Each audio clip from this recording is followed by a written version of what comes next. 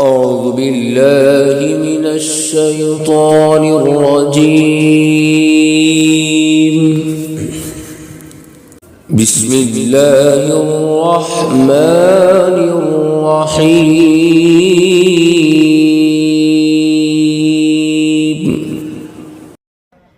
9 number ہے عروج فاطمہ.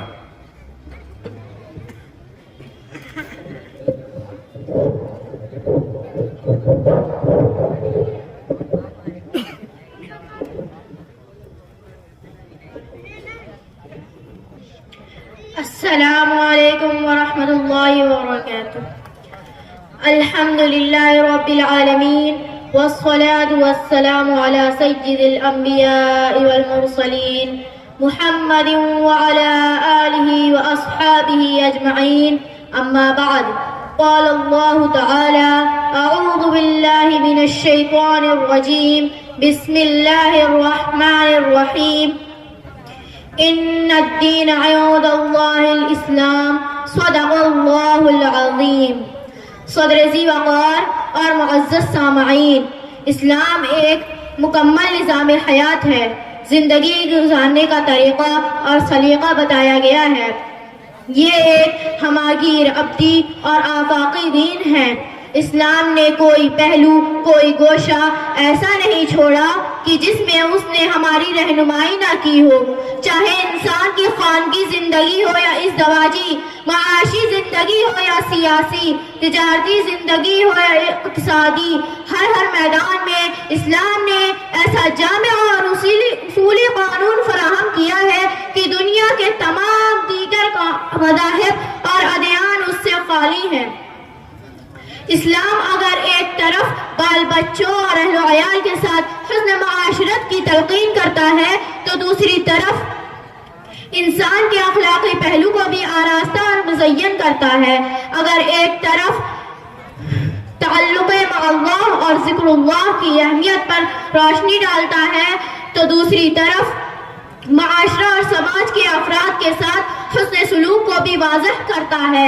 اگر دنیا سے بے تعلقی اور بے رغبتی کو بیان کرتا ہے تو وہیں اسلامی دائرہ میں رہ کر تجارت و معیشت اور اقتصادیات کا مکمل نظام قانون بھی پیش کرتا ہے.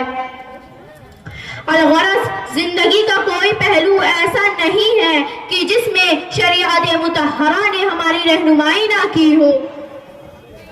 قرآن پاک میں اللہ تعالی نے سورۃ المائدہ کی اس آیت کو نازل فرما کر اس بات پر مہر ثبت کر دی: اليوم اکملت لکم دینکم واتممت علیکم نعمتی ورضیت لکم الاسلام دینا. کہ آج میں نے تمہارے لیے تمہارا دین مکمل کر دیا ہے اور تم پر اپنی نعمت تمام کر دی ہے اور تمہارے لیے اسلام کو بطور دین پسند کیا ہے.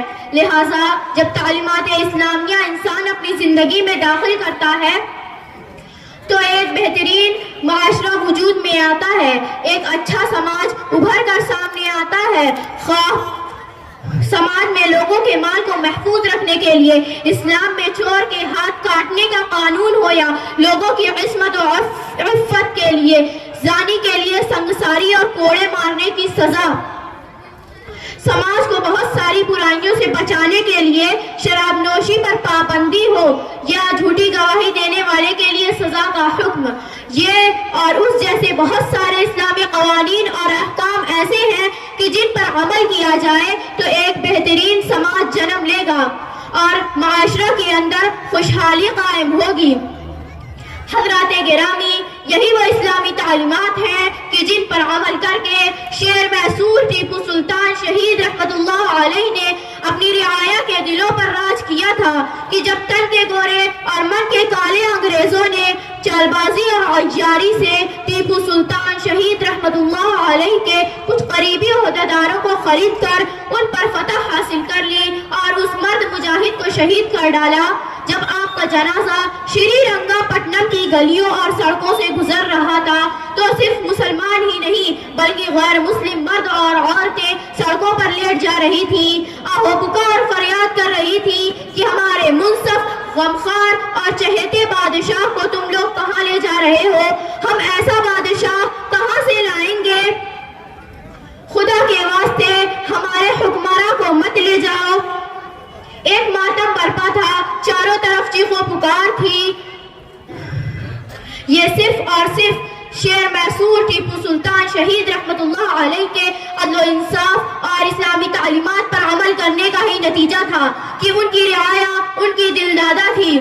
اس جیسے سینکڑوں واقعات اسلامی تاریخ کا زرعی باب ہے، ورنہ تو سماجی اور معاشرتی مسائل کے باریک سے باریک جزیے پر بھی اسلامی احکام موجود ہیں، بس انصاف کے ساتھ مطالعہ کی ضرورت ہے۔ باری تعالی ہم سب کو اس کی توفیق مرحمت فرمائے، آمین۔ وآخر دعوانا ان الحمد للہ رب العالمین۔ السلام علیکم ورحمۃ اللہ وبرکاتہ۔